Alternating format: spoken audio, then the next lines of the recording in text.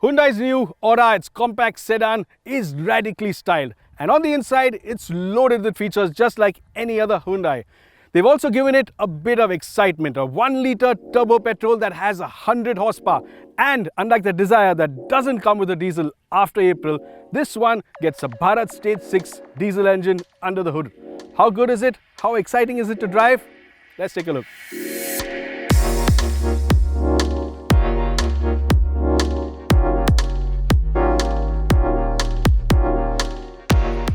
But first, let's examine those radical looks. One thing's for sure, Hyundai is certainly bent over backwards to make this car look exciting.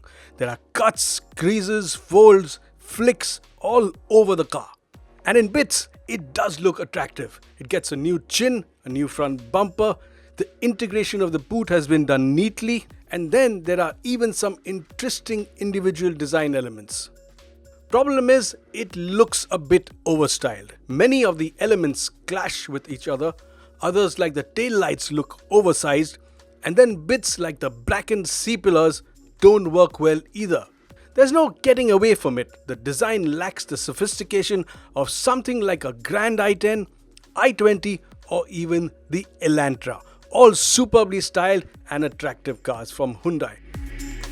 The insides are more familiar with a lot of stuff carried over from the hatchback. So it's very familiar, but you do get this different sort of color scheme. It's black here to indicate this is the sportier 1-litre petrol. You get these red highlights and interesting stuff like this charging pad here, also from the Nios. What Hyundai haven't changed, however, are these seats, and they're not too comfortable. I wish they were a bit more supportive, especially for the shoulder.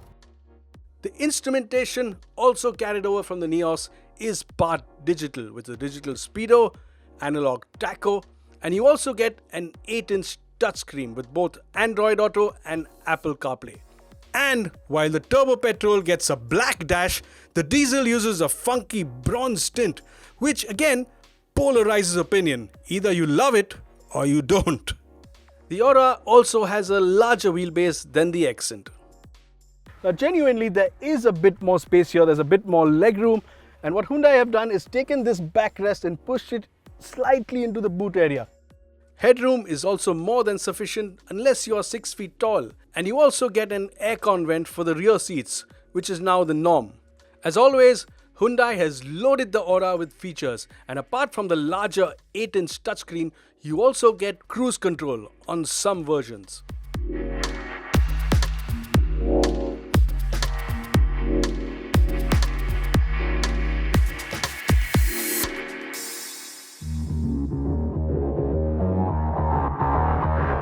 Time to get to the most exciting bit, the 1-litre turbo petrol, which should have a power to weight ratio in excess of the magic 100 horsepower per ton.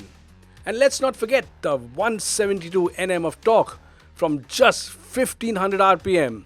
That's sure to weigh in too. There is a bit of vibration when you start this engine. It is a 3-cylinder and you can tell right away. But the fun starts as soon as you tap the accelerator.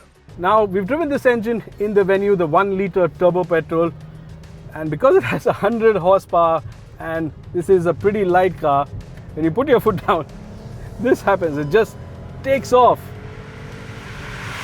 Oh, that's fun.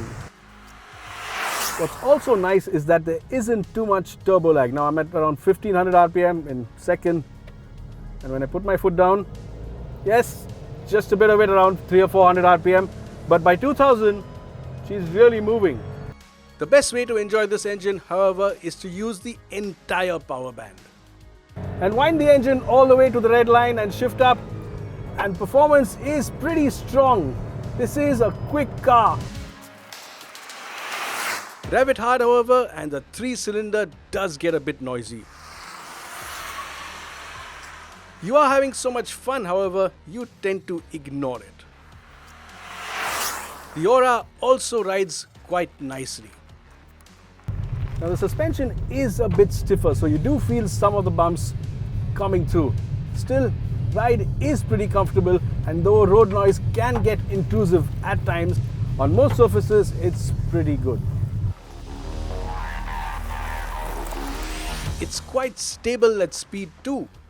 Now straight line stability at speed is also pretty good. The car tracks straight, doesn't wander around in the least, and this gives you a lot of confidence to use the power of the engine and go a bit quicker. It even feels at home around corners. That little bit more stiffness also makes it a bit nicer to drive around corners. It gives you a lot more confidence. It points into corners nicely. Agility is decent, and though it isn't half as good as something like a Ford Aspire, which will walk all over it in this regard, it still gives you a fair amount of driving pleasure. Wish the steering were a bit better though. So if you're looking for something that's fun to drive, practical and affordable, this 1 litre petrol is it. The Bharat Stage 6 diesel, of course, is the more practical of the two. As earlier, it's easy to drive and quick on the draw. The bottom end is pretty responsive, just like it was earlier. It has a decent amount of shove in the mid-range, and then after around 3,500, it does tend to flatten out. So it is pretty good for use in city traffic and in urban conditions, but if you want something that's quicker on the highway, well, this isn't the one for you. The Hyundai Aura clearly isn't another Me Too product. Designed specifically to stand out from the crowd, it comes with radical styling that some will find a bit too radical. Under the hood is a powerful and fun Turbo-Petrol. It gets a BS6 compliant diesel. It's well equipped and even comfortable on the inside. For those interested, the base 83 horsepower Kappa petrol comes with an AMT automatic, and the diesel comes with one too.